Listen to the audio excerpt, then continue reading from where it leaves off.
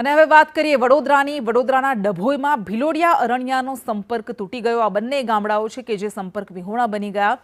આજગોલ તેમજ અરણ્યા સંપર્ક વિહોણા બન્યા। ઓરસંગ હેરણ નદીના પાણી કોઝવે પર ફરી વળ્યા, જેના કારણે અરણ્યા અને ભિલોડિયા વચ્ચેનો કોઝવે પાણીમાં ગરકાવ થઈ ગયો।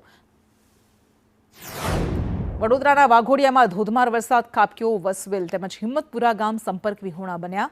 વસવેલ ગામે આજુબાજુ વરસાદી પાણી ફરી વળ્યા, જેના કારણે ગામમાં જવાનો રસ્તો બંધ થઈ ગયો। ગામ સંપર્ક વિહોણું બન્યું અને લોકો ગામ બહાર જ નોકરીએથી ઘરે પરત ફરતા લોકો ગામ બહાર જ વાહનો મૂકીને ગામમાં પ્રવેશ્યા। વડોદરાના વાઘોડિયામાં ગાજવીજ સાથે વરસાદ ખાબક્યો।